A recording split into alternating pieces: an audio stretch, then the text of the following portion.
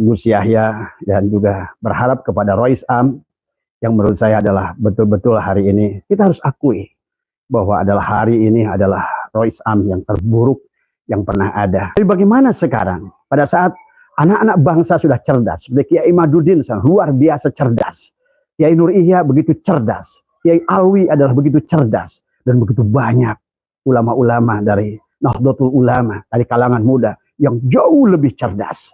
Tapi kemudian orang tua berkata bahwa tidak usah lagi mengungkit-ungkit sejarah yang sudah ada. Seolah-olah bahwa pengakuan Mbak Alwi ini sebagai zuriat Nabi adalah merupakan sebuah kemutlakan yang tidak boleh diganggu.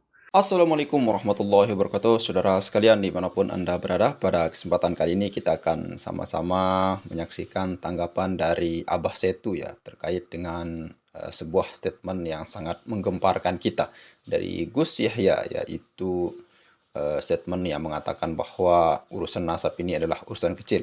Buat apa membunuh tikus dengan bom yang sangat besar ya saudara sekalian. Oke, selengkapnya mari kita sama-sama simak video berikut.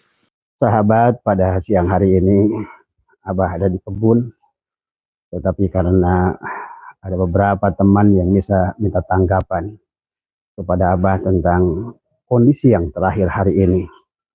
Bukannya makin membaik, adalah ternyata urusan nasab ini adalah makin memburuk ya, sehingga timbullah penilaian kepada guru-guru kita yang duduk di struktur ya di sana. Tetapi Abah ingin ingatkan kepada kita semua, sesungguhnya kemuliaan Nahdlatul Ulama itu bukan pada struktur, tetapi ada pada kultur ya. Karena struktur itu bisa saja adalah terbentuk ya, bisa saja dia terbentuk dengan ada hal-hal yang tidak sesuai dengan keinginan kita.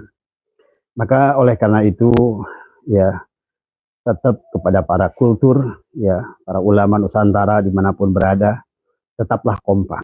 Pada dasarnya insya Allah selama kita adalah lurus dalam niat ingin menegakkan Islam yang dibawa oleh baginda Nabi Muhammad SAW, dan sekaligus ingin memuliakan zuriyah Rasul yang sebenarnya adalah, dan juga sekaligus adalah memuliakan para ulama, al-ulama warasatul anbiya. Maka oleh karena itu ya, tetap dingin di hati kita, tetapi tidak boleh diam, karena pada dasarnya saya setuju dengan beberapa pandangan para ulama-ulama yang sudah bicara bahwa kondisi kita hari ini di pengurusan Nahdlatul Ulama di PBNU adalah yang terburuk yang pernah ada. Saya setuju itu, baik di level ketua PB-nya maupun adalah pada roisnya. Kalau silakan Anda bandingkan rois dengan rois, kemudian juga antara ketua PB adalah dengan ketua PB. Nah inilah yang saya khawatirkan sahabat, pada saat barangkali ada beberapa yang kita diskusi di Lampung ya, tetapi pada saat itu saya meyakinkan penjenengan bahwa saya punya harap yang cukup besar kepada Gus Yahya ini. Dilihat dari tingkat intelektual dan pendidikan yang menurut saya pengalaman luar negeri yang sangat baik ya, walaupun saat itu adalah saya harus melegowokan perpindahan kepengurusan dari Profesor Dr. Kiai Agil Siraj yang menurut saya sangat mumpuni saat itu adalah kepada Gus Yahya. Tetapi yang ingin saya catat pada saat itu ya sahabat, pada kesempatan ini, sesungguhnya kita mendengar sendiri, bagi sahabat-sahabat yang hadir saat itu adalah di Lampung, kita sedikit barangkali tercerahkan dengan pidatonya Gus Yahya tentang fikih peradaban. Yang artinya kalau udah bicara fikih peradaban, berarti fikih itu adalah tidak akan lepas, tidak akan sepi dari ilmu pengetahuan. Karena kita udah hampir 1500 tahun sejak baginda Nabi Muhammad SAW wafat, kemudian perjalanan ulama dari Imam Mujtahid sampai sekarang sudah sangat jauh ya sahabat. Maka tentu saja barangkali hari ini banyak hal yang bisa dikoreksi, banyak hal yang barangkali akan menimbulkan pertanyaan. Terlebih lagi hari ini adalah peradabannya memang peradaban ilmu pengetahuan. Yang menjadi masalah menurut Abah adalah timbulnya masalah ini adalah pada saat hari ini peradaban ilmu pengetahuan, tetapi pada saat kita punya masalah yang kebetulan masalah itu adalah tentang hal nasab. Nasab ini adalah memang dibilang adalah masuk dalam kategori fikih, disebut masuk muamalah, bukan ubudiyah pun bukan. Tapi dia tetap adalah bagian bab fikih. Maka seharusnya kalau seandainya kita menuntut Gus Yahya tentang fikih peradaban, maka seharusnya dengan fikih peradaban berarti fikih yang menggunakan adab modern di akhir zaman ini, di mana ayat-ayat kauniyah telah Allah dohirkan, ilmu genetika, ilmu sejarah, dan segala ilmu hari ini oleh Allah didohirkan. Barangkali sebetulnya inilah isyarah yang Allah berikan kepada kita, bahwa dalam setiap tindakan kita yang berkaitan dengan bab fikih, itulah kenapa bab fikih ini adalah sesuatu yang tidak bisa dimutlakan, akan sangat berpengaruh kepada ruang dan waktu. Maka kita melihat sejarah bagaimana perkembangan ilmu fikih sampai hari ini sahabat, maka itulah kenapa banyak persoalan-persoalan yang muncul, karena hari ini kita berhenti menggunakan akal kita adalah memahami tentang ilmu fikih ini. Sehingga inilah persoalan pada saat timbul ilmu masalah nasab hari ini. Seharusnya kalau menurut Abah, kalau seandainya Gus Yahya berpegang pada pendapatnya sendiri yang disampaikan beliau pada saat muktamar di Lampung, adalah sesungguhnya harusnya persoalan yang sekarang ini adalah yang kita hadapi adalah yang berkaitan dengan bab nasab ini adalah kalau menggunakan fikih peradaban, berarti kita harusnya sudah selesai pada saat ilmu pengetahuan disertakan di dalamnya. Saya tidak sependapat, saya mengingat ceramah beliau yang mengatakan urusan ini adalah seperti urusan kecil. Beliau mengatakan, buat apa menggunakan bom untuk membunuh nyamuk? Ini adalah satu misal yang tidak baik ya sahabat. Karena pada dasarnya seolah-olah menganggap persoalan ini adalah persoalan kecil. Bagaimana persoalan yang berkaitan dengan nasab duriat yang agung bagi Nabi Muhammad SAW, yang memiliki implikasi kepada fikih, yang memiliki implikasi kepada akidah, yang memiliki implikasi kepada tauhid, adalah kita dianggap kecil ya. Inilah barangkali yang saya berharap kepada Gus Yahya dan juga berharap kepada Rois Am, yang menurut saya adalah betul-betul hari ini kita harus akui bahwa adalah hari ini adalah Rois Am yang terburuk yang pernah ada. Maka barangkali ke depan ya, untuk memilih ketua PBNU, untuk memilih Rois, maka ada syarat-syarat yang harus kita terapkan. Yang pertama adalah dia cinta tanah air. Dia cinta tanah air. Itu yang harus pertama dipegang. Sehingga Abu Yahya Muhtadi pernah berkata tentang mengumpamakan antara ayam kampung dan ayam negeri. Kata beliau, seharusnya kita berpegang kepada ayam kampung. Karena ayam kampung itu adalah tumbuh dengan natural. Ayam kampung itu tumbuh adalah dengan tidak seperti ayam negeri yang terjadi percepatan pertumbuhannya, sehingga dalam waktu cepat kita bisa menikmati dagingnya. Maka inilah harus dipahami oleh kita. Sesungguhnya isyarah yang diberikan oleh ulama besar Nusantara yang merupakan mufti daripada mazhab Syafi'iyah yang diakui oleh dunia, dan beliau sudah mengatakan kembalilah seolah-olah kepada ayam kampung ya, bukan kepada ayam negeri, bukan pada ayam impor, bukan pada ayam yang tumbuh besar tetapi tidak melalui proses natural. Oleh karena itulah sahabat ya, pada dasarnya fikih peradaban adalah bicara tentang filologi. Fikih peradaban adalah bicara tentang genetika. Fikih peradaban adalah bicara tentang ilmu sejarah. Bagaimana mungkin Gus Yahya menyampaikan bahwa catatan, bahwa bisa jadilah catatan itulah tidak lengkap. Ini bicara tentang duriat Rasul. Maka kita adalah sepakat ya, yang berkaitan dengan baginda Nabi. Kalau kita dalam kitab-kitab nasab kepada ulama-ulama yang ada wujudnya, yang ada sosoknya, maka sesungguhnya setiap zaman terjadi reportase, terjadi pendataan, terjadi pencatatan yang luar biasa sesungguhnya. Yang tidak jelas itu adalah memang tidak ada orangnya. yang tidak jelas itu bukan berarti saat itu adalah pendataan tidak lengkap. Karena pada dasarnya di abad keempat, sahabat, adalah abad kejayaan Islam, di mana Islam sudah hampir 2/3 dunia bersama Khalifah Umar bin Khattab, sampai Spanyol sudah menjadi Islam, India sudah menjadi Islam. Maka sungguh aneh ya berbicara tentang seseorang yang memiliki adalah kedudukan tinggi, apalagi sebagai duriat Rasul, apalagi adalah ditempatkan sebagai imam mujtahid seperti Faqih Muqaddam, seperti Ubaidillah, maka mustahil kalau seandainya datanya tidak terrecord ya.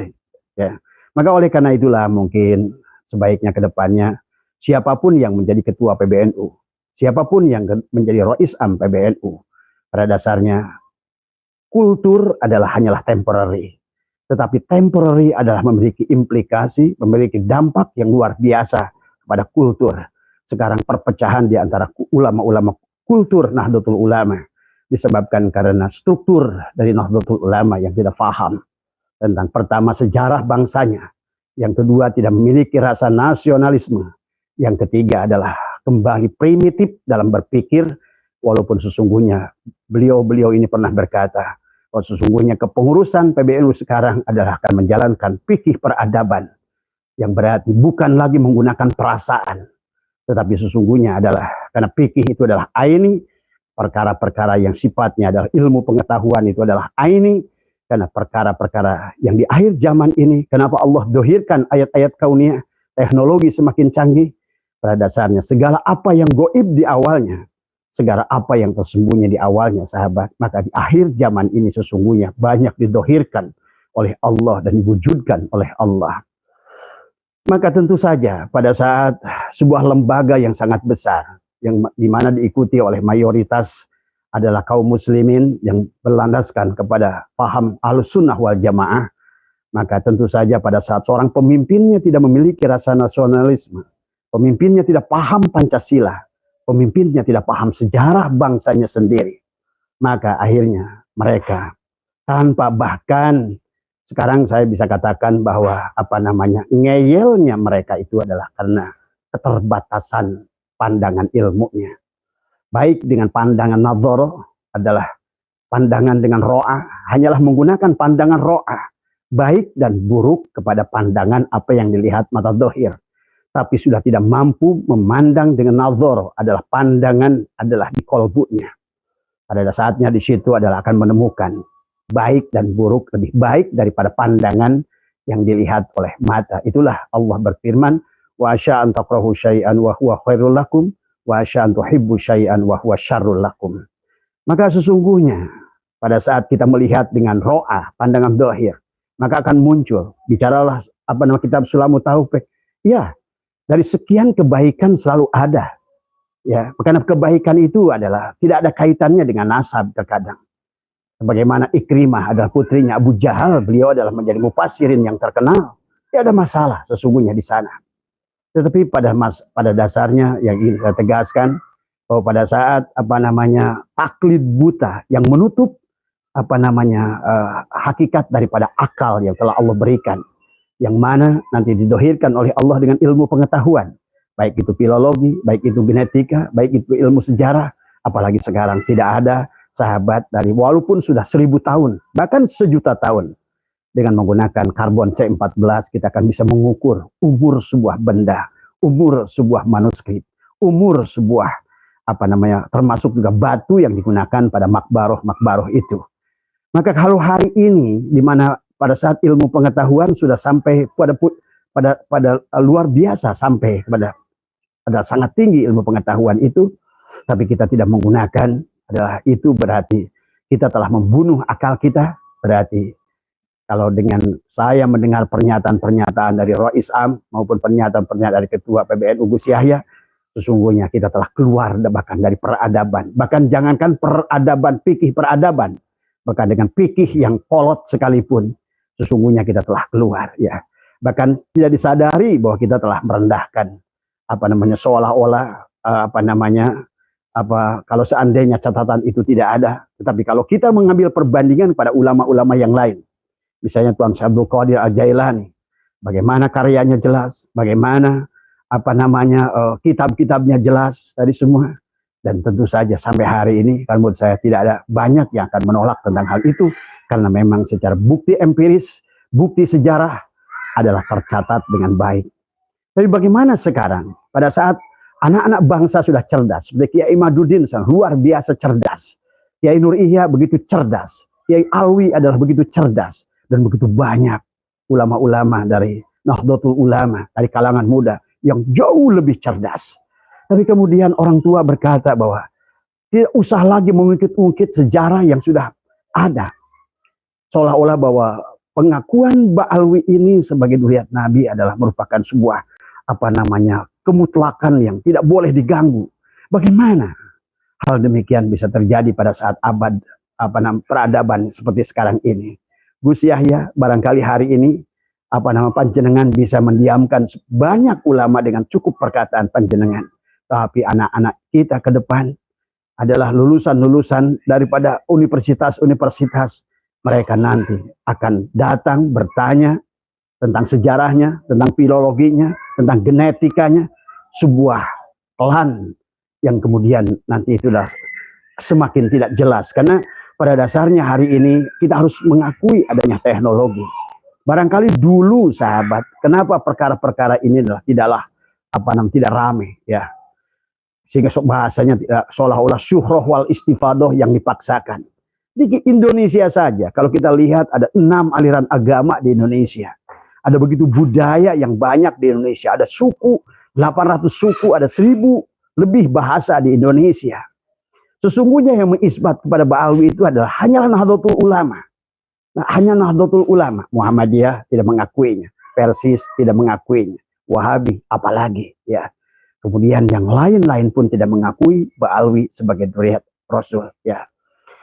Nah, lantas kenapa kita bersikukuh seolah-olah bahwa kita Nahdlatul Ulama adalah, dan sekarang pun pada saat ulama-ulama Nahdlatul Ulama muda yang sangat luar biasa dalam keilmuan adalah mereka ahli hadis ya, kayak Kiai Alwi, kemudian juga Gus Abbas ada juga ahli hadis, Kiai Imaduddin juga luar biasa kalau menurut Abah ahli dalam segala banyak fan ya. Nah, kemudian juga termasuk ahli hadis dan juga, tetapi kemudian kita malah muncul orang yang mulai bertanya kepada orang tua. Kiai Mustakmar dipecat pada saat seorang pemuda, seorang anak yang merupakan turunan ayam kampung asli ulama Nusantara dan sangat mencintai negara ini, kemudian malah juga adalah dipecat. Ini justru adalah para Romo ini, Gus Yahya, kemudian juga adalah Rois Am, justru sampean panjenengan-panjenenganlah yang memecah belah umat. Karena Indonesia itu, ingat, Habib itu tidak dipercaya oleh seluruh rakyat Indonesia. Bahkan hari ini kalau dibikin survei, lembaga survei, mana yang mempercayainya dan mana yang tidak mempercayainya. Demi Allah, saya jamin 1000% bahwa yang tidak mempercayainya akan jauh lebih banyak daripada seluruh rakyat Indonesia. Maka disebut syuhroh wal istifadoh, bukan syuhroh wal istifadoh. Sesungguhnya adalah data yang tidak jelas dari awal, kemudian juga teknologi yang belum disiapkan oleh Allah saat itu, maka tentu pada saat itu adalah bukan syuhroh wal istifadoh, tetapi sesungguhnya adalah merupakan diamnya mereka-mereka, karena memang dalam ilmu nasab ini akan kembali, kalau menurut Abah adalah akan mengikuti ruang dan waktu. Sama dengan sifat hukum fikih akan mengikuti ruang dan waktu ya sahabat. Maka kalau seandainya kalau bab nasab ini adalah bagian dari ilmu fikih, kemudian ilmu fikih dimatikan semacam itu, maka tidak ada lagi ijtihad. Jadi semua dalam berkaitan dengan ilmu fikih ya. Tentu kita kemarin dalam menghadapi Covid sekalipun kita akan bingung. Bagaimana Anda menghentikan sholat Jumat? Adalah pada saat diperintahkan oleh Allah kita melaksanakan sholat Jumat. Itu karena hasil ijtihad ilmu pengetahuan. Panjenengan percaya pada saat kita melaksanakan ada Covid-19, di mana pemerintah Umaro memerintahkan oleh kita bahwa walaupun sholat itu baik dan wajib kepada Allah, tapi pada saat kondisi darurat maka sholat yang dianggap wajib sekalipun adalah dihilangkan. Inilah makin pelajaran tentang. Kemudian juga bagaimana Anda menolak ilmu pengetahuan. Sesungguhnya kita berjalan setiap hari berdasarkan ilmu pengetahuan. Makanya hari ini Abah bisa live karena ilmu pengetahuan. Dan bagaimana panjenengan pergi haji ke tanah suci adalah karena hasil buah ilmu pengetahuan. Adakah pesawat? Kalau begitu, kalau panjenengan tidak percaya dengan ilmu pengetahuan, apalagi yang berkaitan dengan nasab seseorang yang dikaitkan kepada baginda Nabi Muhammad Shallallahu Alaihi Wasallam, tentu hal ini harus lebih akurat daripada kita hanya meyakini bahwa ilmu pengetahuan itu ada. Buktinya Anda bisa menggunakan HP, menggunakan mobil, menggunakan motor, bisa menggunakan teknologi-teknologi lainnya. Bahkan Anda sudah bicara tentang bagaimana adalah berlakunya terjadinya yang terjadi pada alam. Tetapi pada saat bicara dengan nasab, padahal sesungguhnya kalau girohnya, semangatnya yang kita lakukan adalah demi kebaikan. Karena sekali lagi saya sampaikan, berbeda ulama muda hari ini dengan ulama-ulama kita dulu, ya. Hari ini tidak bisa kita memaksakan sesuatu yang bisa diuji dengan ilmu pengetahuan, kemudian lantas kita hanya asal percaya saja. Maka kasihanilah, wahai Gus Yahya, wahai juga Rois Am, kasihanilah ulama-ulama muda NU yang sudah cerdas luar biasa, nalarnya. Dan sebagaimana firman Allah dalam Al-Quran, bukan hanya afala takfurun, tapi ada afala yatadabbarun. Kalau sudah tadabbur, itu tinggi derajatnya lebih dari tafakkur, ya. Maka tadabbur itu sudah jelas, tadabbur alam. Berarti itu sudah bicara ilmiah. Dan Allah yang merangsang itu. Nah inilah yang kan menurut Abah, ini kebanyakan dari kata ulama-ulama tradisional, Nahdlatul Ulama, ya. Ini adalah masih mengerti tentang nas, tapi bingung memahami mafhum nas. Ya, Allah bercerita tentang bagaimana Allah turunkan hujan dari langit. Tetapi yang Allah ingin ajarkan kepada kita saat itu, Allah berkisah tentang air hujan diturunkan dari langit. Kemudian kata Allah, kemudian hiduplah segala tanaman hidup, ikan hidup, apa-apa hidup. Kemudian apa? Bagi orang yang ngerti mafhum nas, perintahnya adalah apa? Adalah untuk membuat bendungan. Bagaimana kita, itulah sesungguhnya Al-Quran yang pada saat diaplikasikan dengan ilmu pengetahuan. Ya. Bahkan ilmu pengetahuan yang membuktikan hari ini Quran berbicara tentang gunung yang berpindah. Ternyata hari ini bisa dibuktikan kenapa anak Krakatau itu muncul. Pada saat bapaknya Krakatau 1883 adalah tenggelam. Ilmu pengetahuan mengatakan itu. Bahkan telitinya pengetahuan tentang komet Halley. Komet Halley yang akan muncul 400 tahun sekali. Lihat bagaimana teleskop dunia, badan-badan yang memperhati tentang antariksa bisa memastikan kapan komet Halley itu akan datang, jam berapa dia datang, menit keberapa, detik keberapa. Sedemikian canggihnya ilmu pengetahuan. Ya, kita inilah yang sekarang. Kemudian dalam Al-Quran Allah juga berfirman tentang apa? Mafhum nasnya menjelaskan tentang menutup aurat. Maka seharusnya bagi seorang pemuda Nahdlatul Ulama yang cerdas, yang dilandasi dengan ilmu pengetahuan, memahami landasan ilmu, segala ilmu tadi, apakah geologi, biologi, genetika, fisika, kimia, semua kimia terapan, fisika terapan, dan lain sebagainya. Maka sesungguhnya pada saat Allah surat An-Nur menutup aurat, maka apa yang harus dilakukan oleh mereka di akhir zaman, fikih peradaban yang kata Gus Yahya itu adalah bagaimana menanam kapas. Pada saat Allah berbicara nutup aurat, bukan ribut tentang bagaimana menutup cadar. Ini ya, ini banyak ulama-ulama kita adalah yang tidak pendek sumbunya, kemudian tidak paham menafsirkan Al-Quran kepada perkara yang sempit, seperti merendahkan adalah kekuasaan Allah, ilmu Allah. Pada saat Allah berbicara tentang menutup aurat, orang barat dengan ilmu pengetahuan menanam kapas. Dari menanam kapas membuat mesin pemintal, menjadilah benang, benang menjadi kain, kain menjadi baju, jadilah pakaian yang menutup aurat. Banyak dalam ayat Al-Quran. Penyelam Perancis menemukan tentang ada, kata Allah dalam Al-Quran, Allah sudah beritakan 1500 tahun yang lalu, Allah memberitakan adalah tentang ada sungai di bawah laut yang tidak bercampur antara air asin dan air tawar. Ternyata 15 tahun yang lalu adalah seorang penyelam Perancis membuktikan itu. Bukankah ilmu pengetahuan hari demi hari adalah tentang membuktikan ilmu pengetahuan? Maka sekarang dengan teknologi DNA, dengan teknologi sel, dengan teknologi kromosom, Sesungguhnya ilmu pengetahuan telah banyak menjelaskan tentang Al-Quran. Pada saat Allah berfirman, "Fal yanduril insanu mimma khuliqa mimma indafik." Ma indafik. Bahkan Allah berfirman dalam satu ayat surat Hud, kata Allah, "Arasku di atas air." Inilah kenapa dalam tubuh manusia ada 3 bagian. Ada Baitul Makmur, ada Baitul Muharram, ada Baitul Muqaddas. Itulah kenapa manusia adalah memiliki sifat nafsiyah. Dan kenapa wujud itu adalah sifat Allah yang utama. Ya, ini sesungguhnya berbicara tentang ilmu pengetahuan. Maka bicara nutfah, bicara nuqtah, bicara alaqah, bicara mudghah. Ini Allah sesungguhnya sedang bicara tentang adalah genetika. Ya. Maka munculnya ilmu genetika, ilmu kromosom, ilmu sel, ilmu DNA hari ini sesungguhnya banyak hal yang kita bisa memahami ilmu-ilmu Allah yang jauh lebih tinggi. Bukan kata Allah afala ta'qilun, bukan kata Allah afala yatafakkarun, bahkan afala yatadabbarun. Ya, tadaburilah alam dari semua. Maka saya katakan ulama itu adalah bukan yang jago ngaji. Ulama itu yang ngerti hukum alam. Ulama, ain lami ulama, alien, lamnya latifun, mimnya adalah mulk, memiliki kerajaan dunia dan akhirat. Maka seharusnya ketua Rois Am PBNU itu tidak hanya pandangannya satu mata ro'a, harus masuk ke dalam nadhara, harus masuk kepada basyirah, apalagi sampai menggunakan pandangan Allah absar. Maka ilmunya juga bukan satu lapis, tapi sudah 4 lapis. Maka inilah insya Allah dari Rois yang bijaksana akan memandang segala perkara itu bukan pandangan syahwatnya belaka, bukan hanya kepentingannya belaka.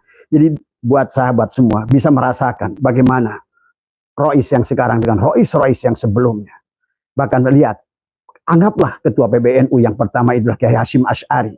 Lihatlah ketua umum PBNU yang dulu. Di mana letak ilmunya? Maka kenapa sampai beliau berjuang ada menyetuskan adalah revolusi jihad? Karena disitulah mereka dengan ro'anya, dengan nadoronya, dengan basironya mampu mana sahabat, mana musuh tadi semua.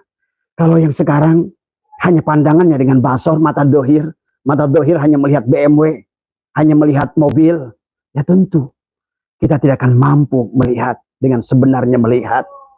Karena itulah maka sesungguhnya fa innaha la ta'mal absar walakin ta'mal qulubul lati fis sudur. Bukan buta mata yang di sini, tapi buta mata yang di sini. Sekarang banyak dari kalangan kita. Bahkan yang sedih pada saat ulama kultur tadi semua struktur yang justru buta mata hatinya. Inilah yang harusnya mungkin barangkali inilah harus dijadikan pertimbangan. Jadi nanti harus ada syarat ketua PBNU, Rois PBNU, minimal kita sudah paham siapa mereka, bagaimana duriatnya. Karena ini juga faktor duriat, darah, tetesan darah.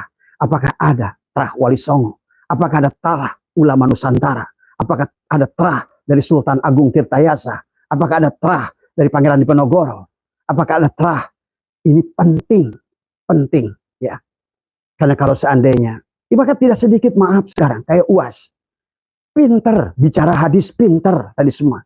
Tapi ilmu alam nggak ngerti tadi semua. Alam, membaca alam nggak ngerti. Ulama itu yang pandai membaca alam. Karena kalau sudah mampu membaca alam, kenapa al ulama dikatakan dalam Al-Quran innama yakhsyallaha min ibadil ulama. Innama, seolah-olah Allah membatasi innama yakhsyallah. Karena bagaimana dia akan takut pada Allah kalau dia tidak mengerti siapa alam ini. Kata Nabi, anna minallah wal alamin. Tadi semua. Nah inilah. Makanya bagaimana tadi ayam-ayam negeri, kata Abu Yamud tadi, harusnya kembalikan pada ayam kampung. Ulama Nusantara yang ngerti sejarah merupakan bagian dari leluhurnya adalah darah Nusantara. Yang leluhurnya adalah darah keluarganya tercurah di Nusantara ini. Maka tentu saja bagi kami dan sahabat-sahabat kami, guru-guru kami seperti Kiai Mudin, Gus Abbas, dan seluruh ulama yang sekarang ini, demi Allah, pasti itu dalam darahnya itu adalah darah dari leluhurnya yang menitis, yang tidak akan rela membiarkan negara ini. Apalagi dikaitkan dengan baginda Nabi Muhammad SAW yang agung. Bukankah penjajahan di atas di dunia ini, datangnya para Ba'alwi itu sendiri kita ngerti asbabnya. Maka kenapa dalam ngomong hadis kita harus ngerti asbabul wurud.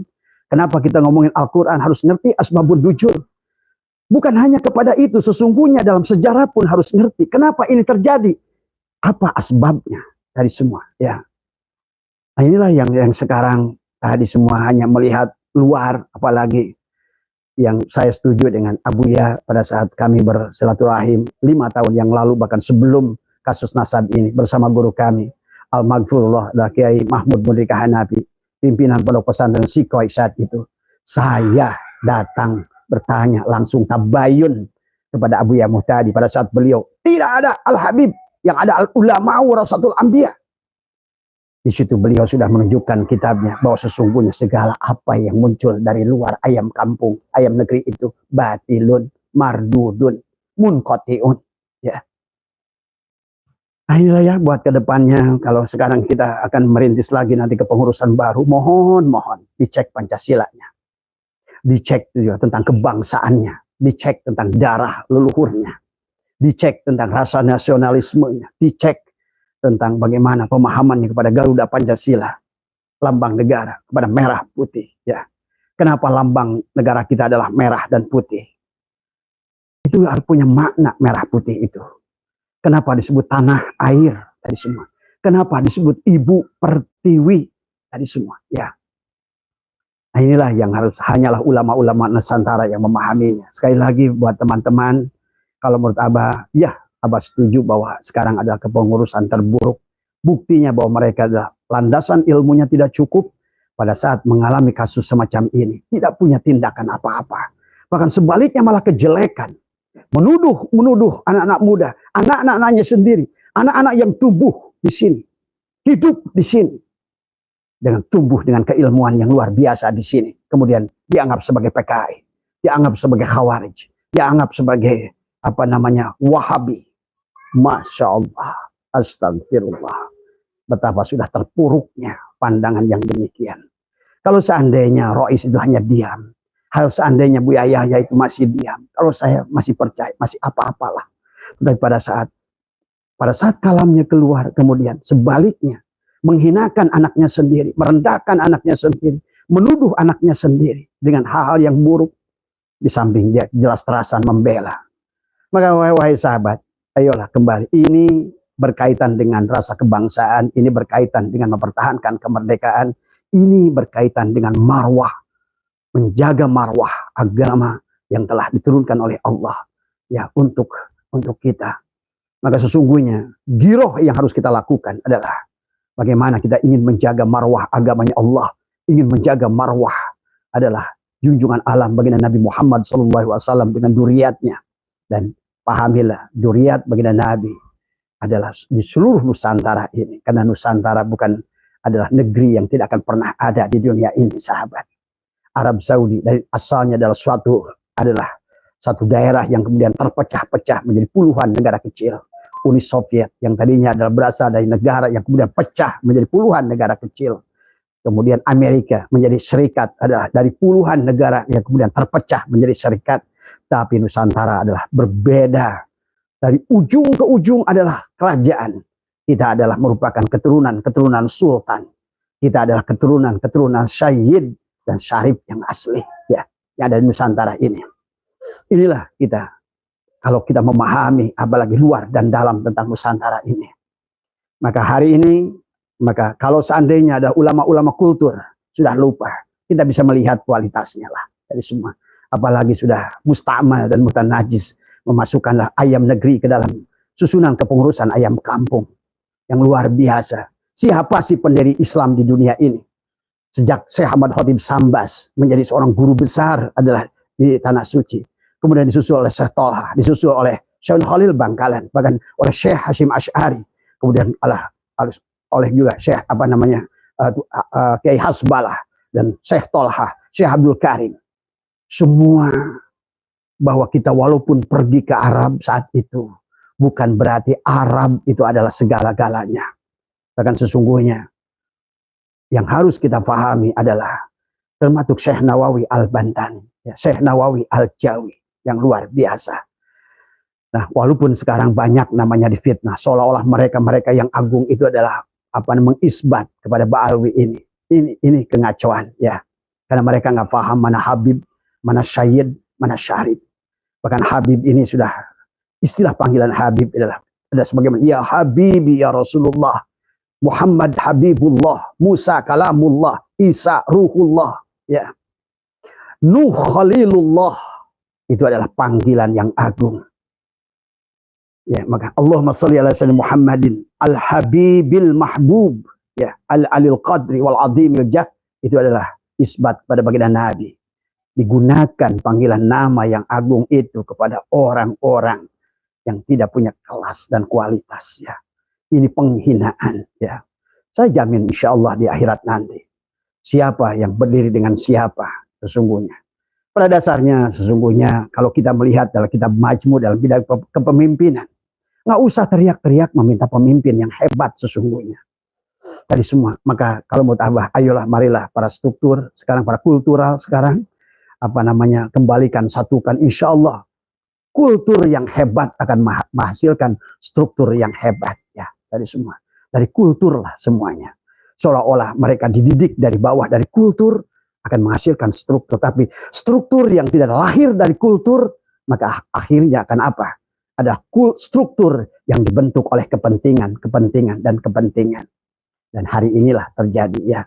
Semoga panjenengan sehat semua. Abah dari kebun, ada walaupun masih ada sisi manusia yang selalu ingin disampaikan adalah ayolah pelajari sejarah dunia, ayolah pelajari sejarah Islam, ayolah pelajari sejarah Sayyid dan Syarif yang benar.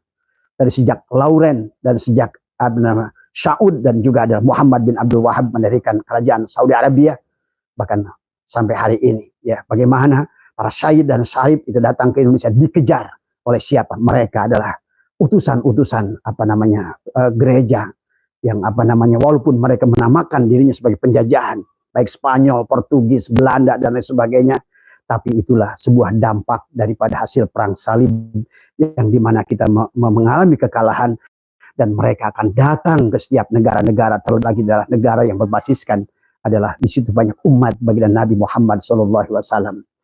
Maka bagi mereka yang mempelajari sejarah, bagaimana mungkin Habib ini bekerja sama dengan Belanda pada saat Belanda datang ke Indonesia, adalah sebagaimana Portugis dan Spanyol adalah utusan gereja setelah perang salib. Sesungguhnya tujuan mereka adalah menghabisi Sayyid dan Syarif yang asli. Itulah kenapa para Sayyid dan Syarif di Indonesia bersembunyi mereka. Bukan bersembunyi, meleburkan namanya, bersatu dengan masyarakat, ya. Barangkali itu saja, barangkali Abah terlalu jauh, tetapi pada intinya kembali, Abah menuntut adalah Gus Yahya dengan pidatonya bahwa segalanya akan kembali kepada NU peradaban, ya. Fikih peradaban. Kalau fikih peradaban, mulailah ayo. Sebanyak perkara yang sekarang ini sebenarnya harus kembali adalah diluruskan, ya. Termasuk apalagi bab nasab, ya. Jadi tolong jangan berpegang kepada, tidak ada pendataan, pencatatan kalau itu adalah tetangga saya, Mang Mamad, Mang Somad, Mang Udin, tidak apa-apa catatannya, tidak jelas. Karena memang tidak ada kaitannya dengan akidah, tidak ada kaitannya dengan agama. Tapi begitu dikaitkan kepada Dzurriyyah Rasul, hati-hati. Ini akan merusak daripada akidah itu sendiri, ya. Oke, saudara sekalian, itu tadi tanggapan yang sangat luar biasa sekali dari Abah Setu dalam mencerahkan kita, ya, saudara sekalian. Nah, ada beberapa hal yang sangat penting sekali untuk kita ulang apa yang disampaikan oleh Abah kita, yaitu yang pertama, sesungguhnya kemuliaan NU itu bukan terletak pada strukturnya, saudara sekalian, tapi kita lihat pada kultur daripada NU itu sendiri, saudara sekalian. Kenapa? Karena yang namanya NU ini memang merupakan organisasi terbesar di dunia, saudara sekalian. Oleh karena itu, memang benar yang dikatakan oleh peribahasa bahwa semakin besar suatu pohon, maka angin yang menerjangnya akan semakin besar pula. Artinya apa? Ketika suatu organisasi itu semakin besar, semakin luas jangkauannya, maka cobaan-cobaan orang-orang yang ingin memanfaatkan NU ini untuk kepentingan pribadinya, untuk kepentingan kelompoknya, untuk kekuatan kelompoknya, itu akan semakin besar juga potensinya, saudara sekalian. Nah, ternyata apa yang dikatakan oleh bahasa itu kepengurusan PBNU itu kemuliaan NU itu bukan terletak kepada strukturalnya, tapi kepada kultur daripada NU itu sendiri. Artinya NU ini memang dari segi kultur, kebiasaan, adat istiadatnya yang dari dulu sampai sekarang memang luar biasa di dalam memperjuangkan dari kemerdekaan Republik Indonesia ini. Apalagi ketika kita melihat bagaimana resolusi jihad yang memang dicanamkan oleh Ki Haji Hasyim Asy'ari, saudara sekalian. Luar biasa sekali. Itu yang pertama. Dan yang kedua yang disampaikan oleh Abah Setu yaitu kalau kita melihat fikih peradaban, maka kita akan menghadapi berbagai macam masalah, terutama masalah-masalah yang baru muncul sekarang ini ya saudara sekalian. Banyak sekali. Dulu kita tidak pernah mengenal yang ada namanya tes DNA, apa itu filologi dan sebagainya. Bahkan sekarang itu, terutama ilmu filologi ini, ada suatu zat cairan yang diteteskan kepada suatu kertas, maka kita akan bisa tahu kapan dan umurnya berapa kertas itu semua, saudara sekalian. Ini sangat hal yang luar biasa sekali dari ilmu pengetahuan dan apa yang dikatakan oleh Nabi Muhammad SAW dan apa yang difirmankan oleh Allah Subhanahu Wa Taala di dalam Al-Quran itu sekarang banyak ditemukan di dalam ilmu pengetahuan yang sekarang. Contohnya ada sungai yang mengalir di dalam lautan sudah ditemukan oleh seorang penyelam Prancis dan bulan terbelah sekarang memang sudah ditemukan oleh seorang astronot Cina kalau tidak salah ya. Itu yang menemukannya ada retakan bulan yang sangat luas sekali dan sangat panjang sekali.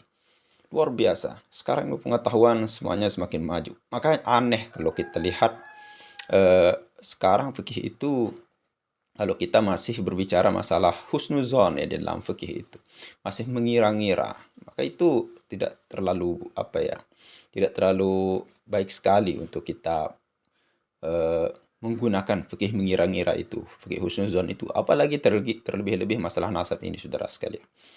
Sekarang bukannya zaman di mana kita hanya berfokus kepada perkataan-perkataan orang-orang yang terdahulu, saudara sekalian. Artinya apa? Ketika orang terdahulu mengatakan hal itu, bisa jadi itu hanya